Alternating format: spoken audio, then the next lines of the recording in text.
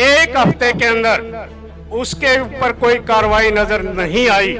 कोई हमें अगर मगर किसी की नहीं, सभी का एक मत, पूरी पंचायत का। या तो ये मान जाएं, इन्हें समझावेंगे ढंग से, मान के ना माने तो फिर 5 दिन का इन्हें टाइम देंगे। 5 दिन में जो हमारी बात मान ली ठीक है, और नहीं तो फिर अब हम जुल्म के खिलाफ लड़ते रहिए, चाहे मुगलों से लड़े, चाहे अंग्रेजों से लड़े, चाहे भाई इनसे लड़े।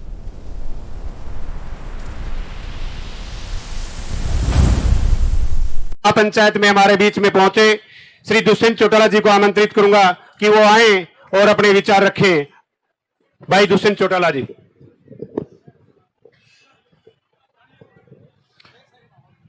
प्रधान जी, अगर आपकी अनुमति हो, आज क्रांतिमान पार्क की इस ऐतिहासिक और क्रांतिकारी धरा पर आए अलग अलग खापों के, समाज के और छात्र संगठनों के प्रतिनिधि मंडलगण, मेरी माताएं, बहनें, बुजुर्ग और युवा साथी, प्रधान जी, आज की इस छात्र हित महापंचायत को बुलाने का एक उद्देश्य था कि हमारे प्रदेश के यूनिवर्सिटी सिस्टम, कॉलेज सिस्टम को किस तरीके से भगवाकरण से बचाया जाए। और मैं सारी सरदारी से आग्रह करूंगा, जो भी आज आप निर्णय लो, सर माथे है, मगर निर्णय के अंदर ये जरूर आप लोग याद रखें कि पिछले कुछ समय से जितने हमारी यूनिवर्सिटीज है, यूनिवर्सिटीज में निरंतर केवल एक विचारधारा के पाठ पढ़ाए जाते हैं। गुरु जंबेश्वर यूनिवर्सिटी का मैं एलुमनाई रहा हूं, मास कम्युनिकेशन की डिग्री मैंने गुरु जंबेश्वर यूनिवर्सिटी से ली। पिछले एक वर्ष में या तो राष्ट्रीय स्वयंसेवक संघ, या विश्व हिंदू परिषद, या अखिल विद्यार्थी परिषद, या भारतीय जनता मजदूर संघ, या भारतीय जनता किसान संघ, इस प्रकार के एक एक, दो दो, तीन तीन दिन के सेमिनार निरंतर हो रहे। और जितने मेरे से पूर्व छात्र संगठन खड़े हुए, अगर ये अनुमति चाहे और किसी विषय पर वहां शोध करना चाहें तो इनकी अनुमति को तुरंत खारिज कर दिया जाता है, बच चुका। और तो और भारतीय जनता पार्टी, जो कि एक पॉलिटिकल पार्टी है, उसकी औपचारिक बैठकें भी इन यूनिवर्सिटीज के अंदर करी जाती है। पिछले दिनों 16 तारीख का जो वाकया है, जिसके लिए आज हम आपके बीच में आए, इनसो के साथियों ने वाइस चांसलर से मुलाकात कर एक ज्ञापन सौंपकर यूनिवर्सिटी के अंदर छात्र गतिविधि की बैठक करने के लिए आग्रह किया। आग्रह तो वाइस चांसलर ने सुना नहीं, मगर रात को 12:50 पर सिटी थाने में पर्चा होता है और उस पर्चे में 8 लोग नामजद होते हैं। 8 लोगों में से एक को गिरफ्तार किया जाता है अध्यक्ष जी। 7 लोगों के गिरफ्तारी के या तो टीमें गई है या उनको गिरफ्तार ना करने का काम किया, मगर उन रात की रेड में 5 ऐसे साथियों को अरेस्ट कर लिया जाता है जो एफआईआर में नामजद नहीं है। अगर मैं बात करूं विजेंद्र धानक है, इसके घर में बिना महिला पुलिस के रात को 2:40 या 3:15 के बीच में रेड पड़ती है। 16 साल की बेटी सो रही है दूसरे कमरे में, और उस कमरे के अंदर के पांव पे पांव रखकर पुलिस वाले ने डीवीआर घर का चोरी किया, मगर आज तक इसको न्याय नहीं मिला, बल्कि इसको एक रात हिसार सेंट्रल जेल के अंदर काट के आनी पड़ी बिना किसी आरोप के, बिना नामजद हो। दूसरा साथी गौरव सैनी है, इसके घर रात को 3:40 पे पुलिस पार्टी पहुंचती है।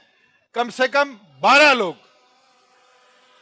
लोगों के साथ जब ये अपना दरवाजा खोलता है तो पुलिस कहती है तुम्हें साथ चलना होगा। इसने शर्ट तो पहना हूं, तो बंदूक इसकी पीठ पे रख के इसके 10 साल के बेटे के आगे इसको कमरे में ले जाया जाता है और कहा जाता है जल्दी आ जा नहीं तेरा इलाज बांध देंगे। तरुण गोयल है, प्रधान भी रहे हुए वकील है, पुलिस आती है, माइनर बच्चों के आगे इसको लगा के इसको अरेस्ट करके जाती है। जितेंद्र है, जितेंद्र को पुलिस फोन करती है, ये मंजिल से निचली मंजिल पर आ जाता है कि ले चलो तुम्हें थाने लेके चलना है।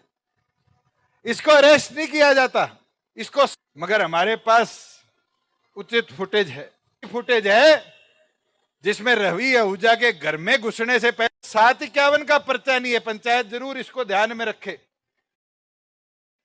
751 का पर्चा नहीं है, तोड़ करके उसके घर के अंदर जाया जाता है। क्या वो आतंकवादी था? मैं तो पंचायत से यह आग्रह करूंगा, जो अत्याचार पुलिस प्रशासन ने इनके साथ दिया, इनको आप न्याय दिलाने का काम करें। यूनिवर्सिटी के अंदर जिस तरह की मनमानी चलाई जा रही है, इसके अंदर आप सब सोचकर किस प्रकार से यूनिवर्सिटी को यह काम किया जा रहा है। मैं आज भी, चौधरी देवीलाल भी, बहुत पढ़े लिखे लोग भी इस पंचायत में आए। अगर हम शिक्षा को नहीं बचा पाएंगे तो भविष्य को नहीं बचा पाएंगे। अध्यक्ष जी, एक छात्र ये खड़ा, दीपक, 30 साल का लड़का है, इसका नाम नहीं था एफआईआर, और हमने 3 अलग अलग ठिकानों की फुटेज निकाली। आप सोच सकते हैं इस 20 साल के लड़के को हथकड़ी बांधकर कभी वो क्षण निकल पाएगा कि इसके हाथ में हथकड़ी थी? कि आप अपने भविष्य की सोचिए। ये इनके साथ हुआ है यूनियन से, कल इनके साथ करने लग गए कि अगली पीढ़ी शिक्षा ले पाएगी।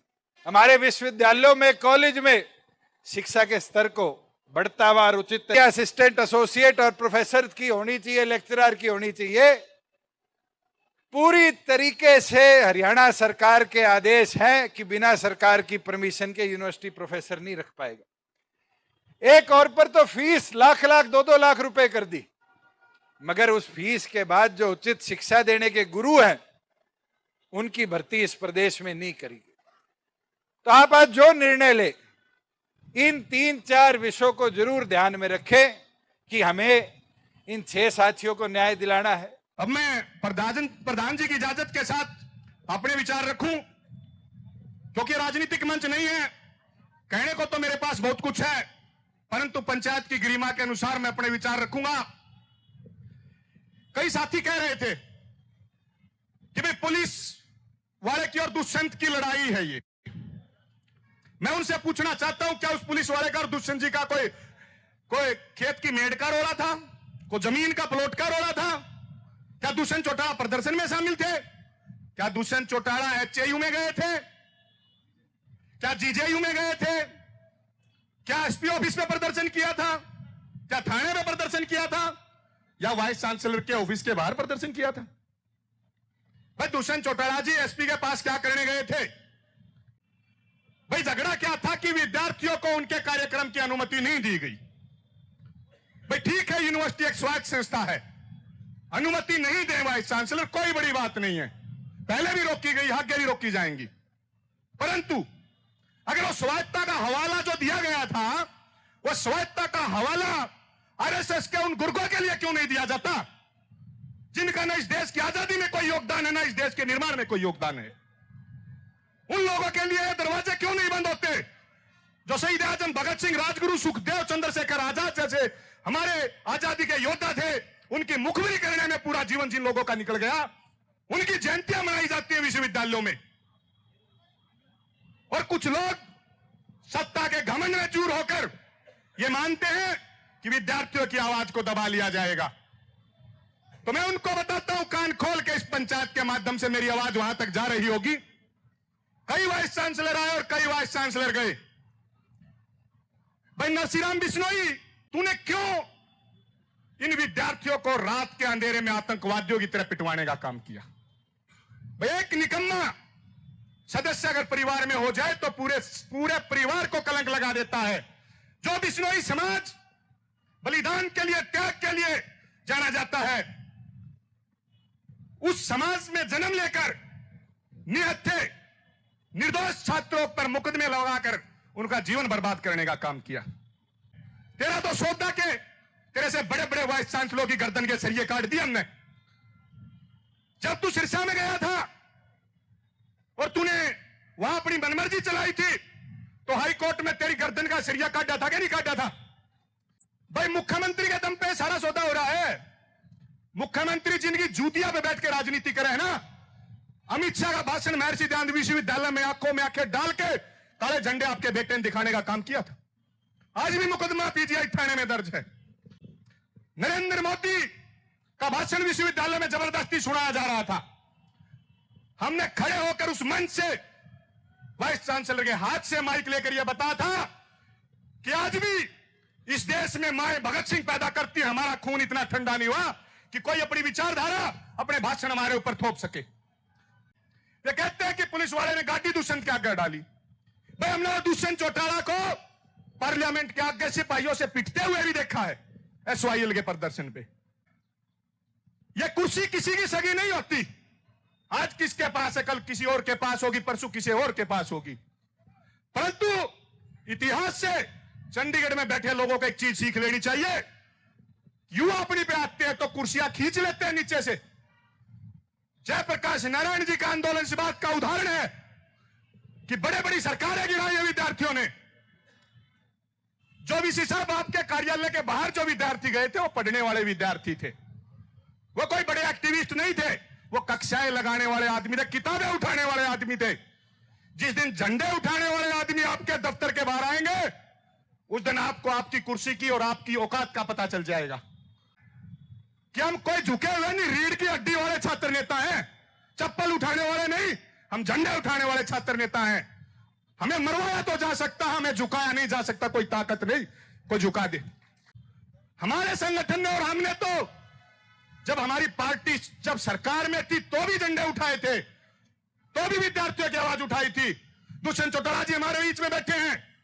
राधा कृष्ण ऑडिटोरियम में जब यूनिवर्सिटियों की स्वायत्तता भंग करने की बात आई थी तो मनोहर लाल खट्टर जी को, इस प्रदेश के मुख्यमंत्री को, जो आज भी इस प्रदेश को चला रहा है, उनको घेर कर यह बता दिया था कि इस प्रदेश में छात्रों के कंधों को चौधरी चरण सिंह जी के नाम पे थी, उसको तोड़ने का काम क्यों किया गया?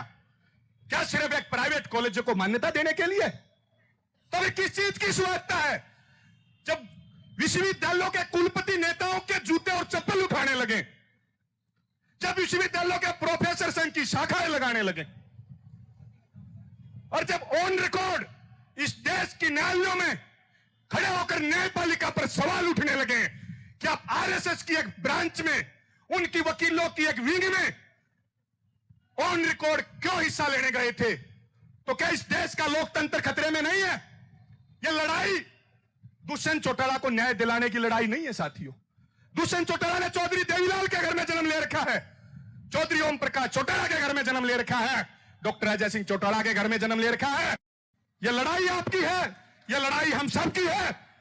और इस लड़ाई में अगर एक इंच भी हम पीछे हट जाए तो हम शक्ल नहीं दिखाएंगे। मैं विद्यार्थियों को कहना चाहता हूं, चाहे गोलियां चले, पहली गोली आपका भाई खाएगा। जो नाड़ में सरिया नरसिंह बिश्नोई का है, इसको निकालने का काम करो, फिर चंडीगढ़ का सरिया काट देंगे। धन्यवाद। और माताओं बहनों को मेरा जय भीम, जय भारत, जय सर छोटू राम। साथियों, लंबे समय से हम देखते आ रहे हैं कि विश्वविद्यालयों में ना छात्रों के ऊपर अत्याचार और उनका शोषण बढ़ता जा रहा है। प्रदेश में अराजकता का पूरा माहौल बन चुका है। तो छात्रों को कोई भी कमजोर समझने की कोशिश ना करे।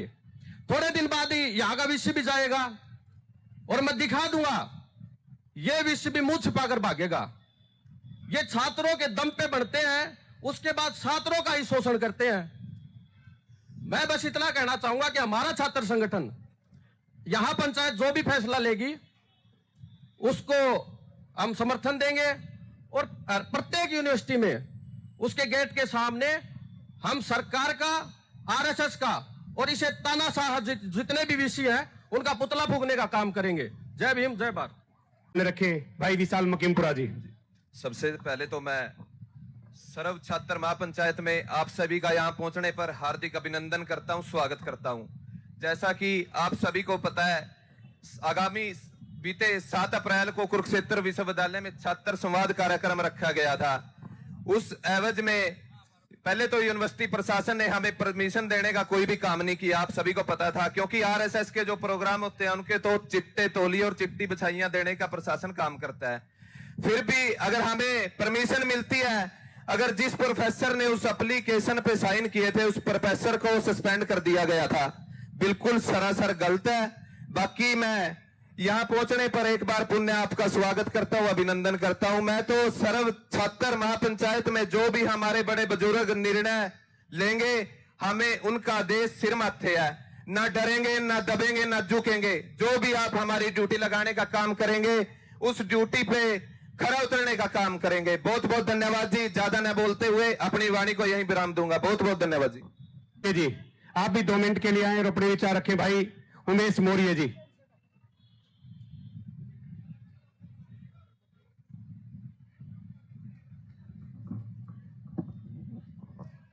आदरणीय अध्यक्ष मंडल और तमाम खापों के प्रतिनिधि और सभी छात्र संगठन के जो नेतागण आए हैं और पूरे प्रदेश से जो माताएं बहनें और बुजुर्ग साथी जो आए हैं, सभी को मैं अपने छात्र संगठन AIDSO की तरफ से नमस्कार करता हूं। और सबसे पहले मैं इस बात का विरोध जताता हूं कि कहीं भी अगर छात्र अपनी मांगों को लेकर आंदोलन करते हैं, कोई कार्यक्रम करना चाहते हैं यूनिवर्सिटी में, तो उनको परमिशन मिलनी चाहिए। अगर छात्रों को परमिशन नहीं मिलेगी, जो यूनिवर्सिटी आखिर किस लिए है? यूनिवर्सिटी है छात्रों के लिए, छात्रों की मांगों के लिए। छात्र आपस में बैठ के बातचीत कर सकते हैं, आंदोलन की रूपरेखा तैयार कर सकते हैं, विभिन्न मुद्दों पर चर्चा बहस कर सकते हैं, प्रदर्शन भी कर सकते हैं। लेकिन फिर भी हम देख रहे हैं अपने प्रदेश में बीजेपी सरकार के इशारे पे जगह जगह छात्रों को परमिशन नहीं दी जा रही है। परमिशन देने के बाद भी परमिशन वापस ले ली जाती है। और साथ ही साथ जहां कहीं प्रदर्शन होता है, जहां कहीं उसके खिलाफ विरोध होता है, सरकार की शिक्षा विरोधी, छात्र विरोधी नीतियों के खिलाफ जो भी आवाज उठती है, उनको दबाने के लिए हर जगह मुकदमे दायर किए जा रहे हैं, FIR की जा रही है, लाठियां चलाई जा रही है। यह मामला केवल हिसार यूनिवर्सिटी का और कुरुक्षेत्र यूनिवर्सिटी का नहीं है, ये सारे देश में ये घटनाएं हो रही हैं। असल में हमारी जो सरकार है, वो चाहे केंद्र की सरकार है, चाहे बीजेपी हमारी प्रदेश की सरकार है, वो नहीं चाहती कि उसके खिलाफ में कोई आवाज उठे। शिक्षा नीति 2020 लाकर उस पर रोक लगनी चाहिए। ये 3 मुद्दे हैं जिनको कम से कम एक अपना मुद्दा बनाकर इनके खिलाफ लड़े। यही बात कहते हुए मैं सभी को जो यहाँ पे सुन रहा, जिन्होंने हमारी बात को सुना, उनको मैं धन्यवाद देता हूँ। आपने हमें यहाँ बोलने का मौका दिया, उसके लिए मैं धन्यवाद देता हूँ। धन्यवाद। बहुत बहुत धन्यवाद भाई उमेश मौर्य जी। सब अध्यात्म और दर्शन विचार बढ़े, लेकिन जब जब इतिहास में मुगल के काल के पहले से लेकर अंग्रेज तक जब इस देश के लोगों और इंसानियत को बचाने की बारी आई, तो सिखों ने सबसे बड़ी कुर्बानी दी है। ये कुर्बानी इतिहास में दर्ज है। जाटों ने, बंगाल के लोगों ने, बंगाल भी लड़ने का काम किया, कभी झुका नहीं। हमारे कई छात्र साथी ने अनगिनत यूनिवर्सिटी, खासतौर पर एक छात्र अध्यक्ष जिन्होंने कई रोजगार के मुद्दों पर सामाजिक विचार को रखा। मनुस्मृति क्या था? मनुस्मृति यही थी कि इस हिंदुस्तान के 90% समाज के अंतिम व्यक्ति को एजुकेशन में नहीं आने देना। कोई आज की लड़ाई नहीं है, ये लंबी लड़ाई है। और भारत में ये लड़ाई आप ही लड़ सकते हो, ये याद रखना, आपका इतिहास है। सावित्रीबाई फुले किसी जाति के मुद्दों पर नहीं लड़ रही थी। ज्योतिबाई फुले, पेरियार, संत रविदास, कबीर, नानक, राजा राम मोहन राय, गुरु गोविंद सिंह जी, आप छोटे राम जी, या फिर जो बाद में समाज में लोग आए, चाहे देवीलाल जी हो, चाहे चौधरी चरण सिंह जी हो, चाहे बहुत बड़े इतिहासकार, उन्होंने हमेशा इन्हीं मुद्दों पर लड़ाई लड़ा। मन करे चंगा तक कटौती में गंगा, जब सावित्रीबाई फुले का घर जलाया गया था, उस वक्त उन्होंने भारत की सभी जाति धर्म वर्गों के जो महिलाएं थी उसके जीवन में एक प्रकाश आए, एक उदय हो, बराबरी का सम्मान मिले, इसके लिए उनके एजुकेशन की चर्चा की। उनको जलाया गया, उनको खत्म किया गया, उनके घर जले। आप इतिहास उठा करके देखो, मनुस्मृति में साफ लिखा है, आप उस किताब के पन्ने को उल्टाओ, सा विद्या या विमुक्ति की जब बात होगी उसमें स्पष्ट था, सा विद्या या विमुक्ति कि विद्या ऐसी हो जो संपूर्ण मानव जाति के कल्याण की बात करे, अंधविश्वास आडंबर कर्मकांड से हमें निकाले, हमें नफरत अहंकार लोभ लालच घृणा से निकाले। एक ऐसा एजुकेशन जो कबीर को जन्म देता हो, जो विवेकानंद को जन्म देता हो, जो आइंस्टीन को जन्म देता हो, जो बाबा को अब्दुल कलाम को जन्म देता हो, जो इरोम शर्मिला को जन्म देता हो, जो यूसुफ जई मलाला को जन्म देता हो, जो आप उठाइए दुनिया के इतिहास को, जो बराक ओबामा को जन्म देता हो, जो अब्राहम लिंकन को जन्म देता हो, जो नेल्सन मंडेला को जन्म देता हो, जो बाबा साहब अंबेडकर को जन्म देता हो। एजुकेशन का मतलब ही था दुनिया का श्रेष्ठतम सर्वोत्तम जीवन दर्शन। तब विज्ञान नहीं आया था, तब जीवन दर्शन की बात थी, एक ऊंचे अच्छे समाज की बात थी, जो आज खाप पंचायत है, जो समाज की बुराइयों के लिए लड़ता है, समाज की आजादी के लिए लड़ता है। ये जो पंचायत बनी, ये पंचायत किसी जाति के लिए नहीं बनी थी, ये पंचायत किसी वर्ग की आजादी के लिए नहीं बनी थी, ये पंचायत समाज के उस तबके के लिए बनी थी जिस पर जुल्म होता था, जिस पर अत्याचार होता था, जिसकी आर्थिक सामाजिक आजादी छीनी जाती थी, जिसको मानवीय मूल्यों से हटाया जाता था, जिसको न्याय की व्यवस्था नहीं मिलती थी। बाबा साहब अंबेडकर जब आए, उन्होंने मिनिमम रिक्वायरमेंट और फंडामेंटल राइट की बात की, भोजन, वस्त्र, चिकित्सा, आवास और शिक्षा, मिनिमम रिक्वायरमेंट और फंडामेंटल राइट, मतलब सबको जस्टिस, कॉमन मैन को जस्टिस। जब वो संविधान बना रहे थे तो उन्होंने दलितों की बात नहीं की, उन्होंने ईबीसी की बात नहीं की, उन्होंने ओबीसी की बात नहीं की, उन्होंने हिंदुस्तान में सभी वर्ग, सभी विचार, सभी धर्म की फ्रीडम की बात की, उनके इंटरनल आजादी की बात की, उनके इकोनॉमिकल फ्रीडम की बात की। इस कंट्री में हमेशा यह चर्चा हुआ वन नेशन वन एजुकेशन, इस कंट्री में हमेशा यह चर्चा हुआ one nation one health, one justice, one economy. लेकिन जो 12 साल पहले आए, उन्होंने इन किताबों को अलग कर दिया। जिन लोगों ने कभी एजुकेशन पर चर्चा ना किया हो, जो 9 क्लास और 8 क्लास के हिंदुस्तान में जनप्रतिनिधि और शीर्षस्थ कुर्सी पर बैठ जाए, भारत का प्रधानमंत्री, भारत का मुख्यमंत्री, भारत का होम मिनिस्टर, आप सबकी एजुकेशन उठा के देख लो, इनको जरूरत ही नहीं है एजुकेशन की, ये पढ़ना ही नहीं चाहते, ये एजुकेशन को खत्म करना चाहते हैं, ये नहीं चाहते हैं अब नौकरी पर मैं आऊंगा। लेकिन आपने हमारे भाई को, छोटे अनुज को, जो हर दिन हिसार की आवाज वहां बनते थे, हर दिन कोई ऐसा दिन नहीं था जिस दिन सदन में दुष्यंत अपनी बात नहीं रखता था, हिसार की बात नहीं रखता था, छात्र की बात नहीं रखता हो। हर दिन आपने वैसे सांसद को यहां से चुन के भेज दिया जिसकी आवाज कोई सुनता ही नहीं, जिसकी आवाज के बारे में पता ही नहीं, जो गुमशुदगी है, जिनकी पहचान सिर्फ एक पूंजीपति की हो सकती। मैं 2 बात कहना चाहूंगा, यहां बड़ी पंचायत है इसीलिए यह बात कहना जरूरी है। पहले मनुस्मृति ने भारत के गरीब कमजोरों के एजुकेशन सामाजिक विरासत को कमजोर किया, उसे रोका।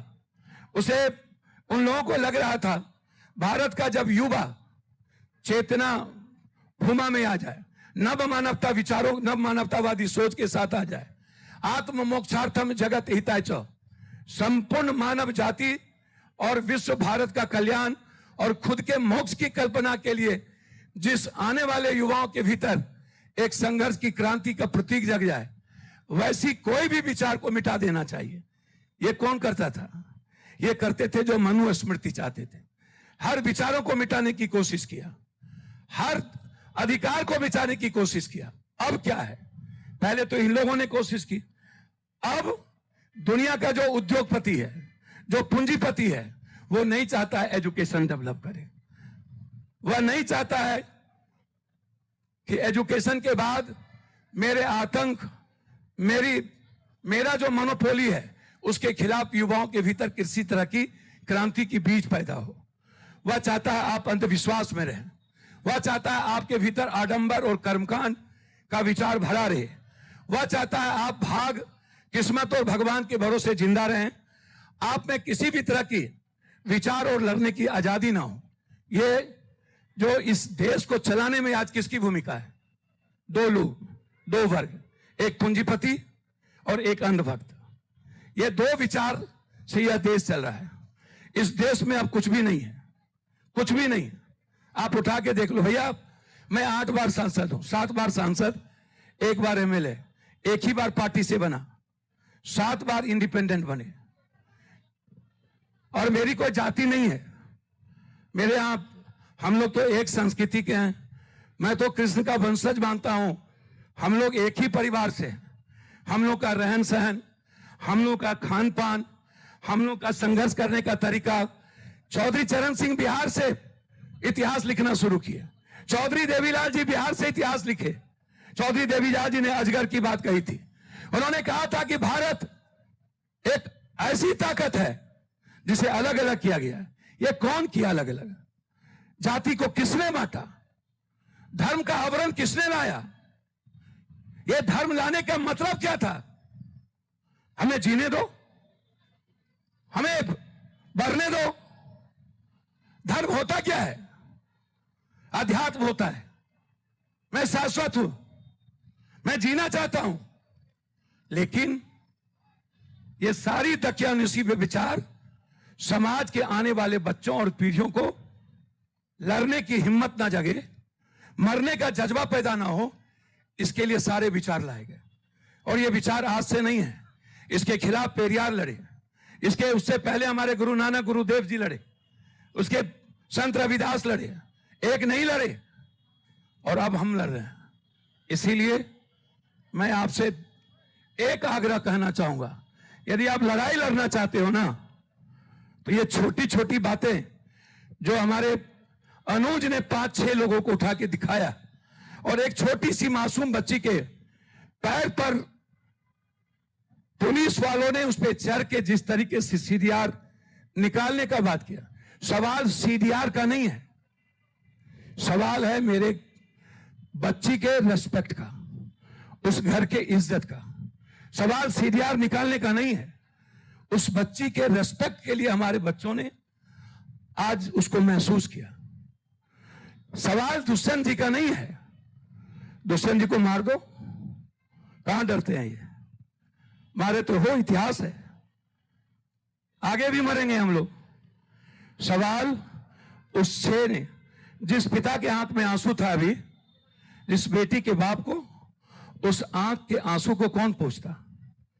और जब ये जुर्म दब जाएगा, 1 से 2 होंगे, भगत सिंह मेरे घर में पैदा हो ना हो, पड़ोसी के घर में पैदा हो, और आजकल के लड़के ड्रग्स में इन्वॉल्व हो, इकोनॉमिकल फ्रीडम की बात करे और ह्यूमैनिटी की बात ना हो, एक ऊंचे एजुकेशन की बात ना हो, ऊंचे आदर्श की बात ना हो, ऊंचे मूल्यों की बात ना हो, A+² - 2B², एक रट्टू माल हम बनते चले जाएं, एक रिवोट बनते चले जाएं, हमारे भीतर दूसरों की खुशियों के लिए मरने का मादा ना हो।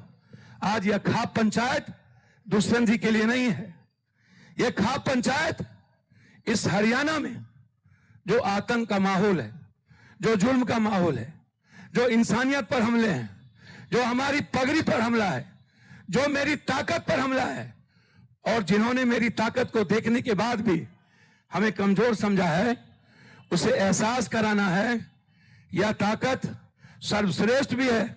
तुम्हारा आतंक को मिटाने की यही खाप पंचायत ताकत रखता है, ये उसी के लिए हिस्सा है।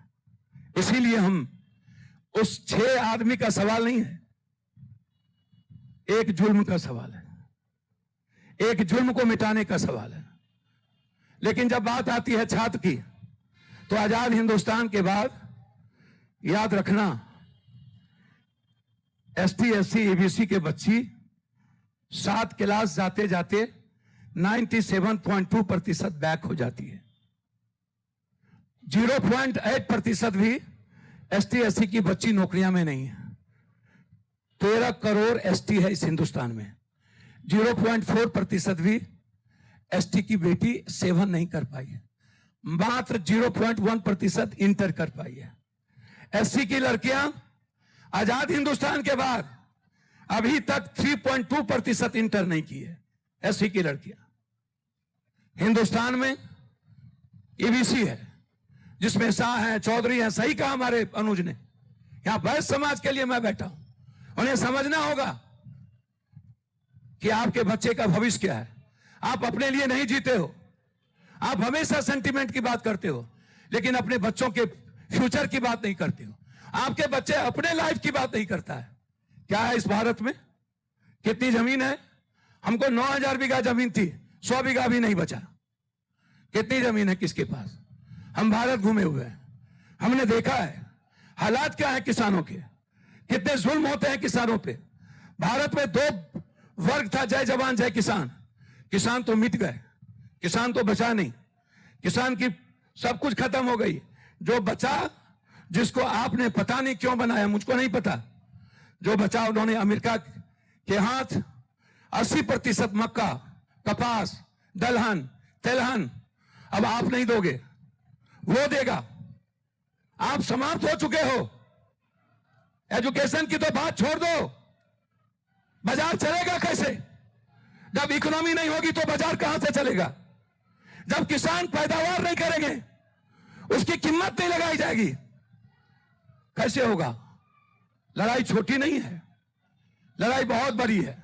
बात आई, हमें एक बात बताओ, हमारे बच्चे कह रहे थे, भैया एक बात बताओ, लगभग नरेंद्र मोदी जी के आने के बाद 70% सरकारी स्कूल बंद हो गए। आपने लड़ी कभी? एक भी नेता का बेटा, पदाधिकारी और पैसे वाले का बेटा सरकारी स्कूल में पढ़ता है क्या? यह कानून कौन लाएगा?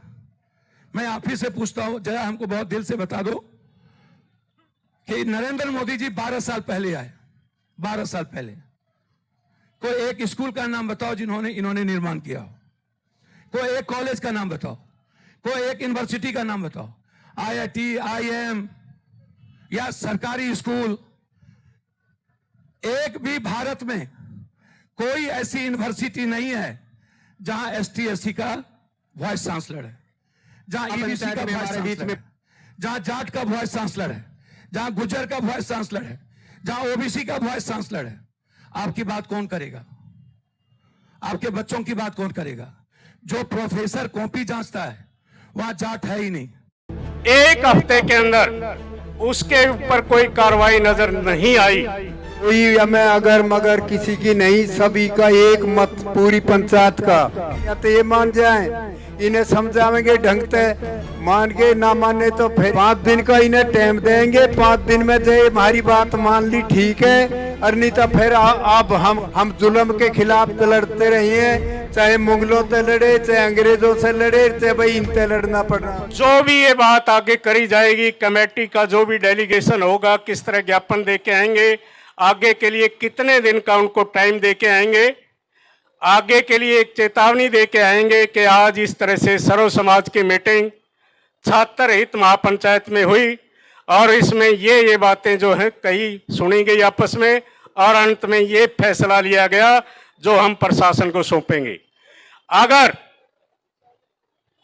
एक हफ्ते के अंदर उसके ऊपर कोई कार्रवाई नजर नहीं आई, छात्रों के खिलाफ जो मुकदमे वगैरह जो लगे हुए हैं और यूनिवर्सिटीज के अंदर जो हालात खराब हैं तमाम प्रदेश के अंदर, उन सारी बातों पे अगर शासन प्रशासन ने, पुलिस ने गौर नहीं किया तो आगे की रणनीति इससे भी बड़ी पंचायत करके उन सारे बुजुर्गों से अपना आशीर्वाद लेके उनकी सलाह में आगे की जाएगी।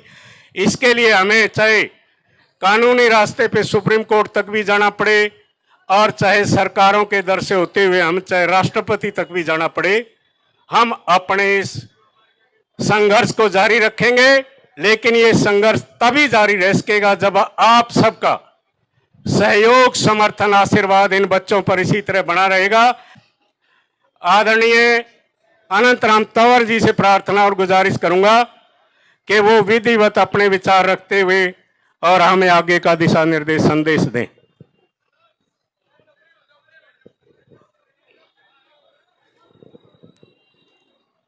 आदरणीय साथियों, भाई बैठ जाओ, 1 मिनट बैठ जाओ। परेशान हो लिए सुबह तो बैठे बैठे, थारी भी गलती ना भाई। सरदारों, एक तो बहुत बड़ी महापंचायत हुई और सबने अपने विचार सुने और एक तरफी बात कोई हमें अगर मगर किसी की नहीं, सभी का एक मत पूरी पंचायत का, ये एक बहुत बड़ी बात है। पूरी पंचायत ने जो एक मत फैसला लिया है, चाहे हमारे सरदार हैं, चाहे हमारे तपे वाले हैं, या है ये हमारे जो ये छात्रों के नेता है, इनका सबका सबने मिलके एक सुझाव आया था बुजुर्ग का, हमारे भाई 11 आदमी तपों के और भाई 10 आदमी इनके छात्रों के, 21 आदमी की एक कमेटी बना ली। और ऐसा है जी, फैसले वाली बात जो आई है, आगे जैसे देखेंगे वैसे करते रहेंगे। 21 आदमी की कमेटी बन गई, आपको बताते हुए रहेंगे। और भाई ज़रूरत पड़ी तो सरदारों फिर आपको आना पड़ेगा और करना पड़ेगा, या तो ये मान जाएं, इन्हें समझावेंगे ढंग से, मान के ना माने तो फिर इकट्ठा होना पड़ेगा। फिर अब की बार, अब तो हमने हल्के फैसले लिए हैं, अब भाई इन्हें बतावेंगे, एक बार इनसे कहेंगे ज़रूर भाई इन्हें ठीक कर लो, ये इन्हें गिरफ्तार करो और हमारे इनको बरी करो। और भी कई बातें सारी इनको बतावेंगे। आईजी और भाई कमिश्नर बैठे हैं, अभी उनसे हम जाके मिलेंगे, 10, 12, 15, 20 आदमी जितने भी हैं यहाँ, उन्हें बतावेंगे सारी बात और वो हमारी बात मान के उन्हें 5 दिन का टाइम देंगे। भाई 5 दिन में या तो 10 दिन का दे दो या 5 दिन का बताओ। 5 दिन का बहुत है, 5 दिन का इन्हें टाइम देंगे। 5 दिन में जो हमारी बात मान ली ठीक है, और नहीं तो फिर अब हम कमेटी सलाह करके, जो 21 आदमी इनकी कमेटी सलाह करके फिर आप सारे सरदारों को फिर बुलावेंगे और फिर बैठ के और तगड़ा फैसला लेंगे। आप भाई आपने बहुत बहुत सहयोग दिया और भाई जुल्म के खिलाफ हमारे हरियाणा की संस्कृति सभ्यता रही है। हम जुल्म के खिलाफ तो लड़ते रहे हैं, चाहे मुगलों से लड़े, चाहे अंग्रेजों से लड़े, चाहे भाई इनसे लड़ना पड़ रहा है। हम सब इकट्ठे हैं, लड़ाई लड़ने जाने हैं, हम अपनी मांग मनवानी भी जाने। पहले भी 3 कानून थे, वो भी मनवा लिए, ये तो और छोटी बात है। तो भाई वैसी भावना रखो मत ना, आप में ताकत है। और जब सारी सरदारी हमारी जिस दिन कोई और फैसला बड़ा लेने लगी तो बड़ा भी लेंगे। आप सबने सहयोग दिया, मैं आप सबका, महिलाओं को भी, भाई युवाओं को भी, और सबसे ज़्यादा हमारे जो खाप के सरदार हैं इनका भी मैं आप सब की तरफ से, पंचायत, पूरी पंचायत की तरफ से इनका आप सबका धन्यवाद करना चाहूँगा। आपने जो मेरी बात सुनी, आप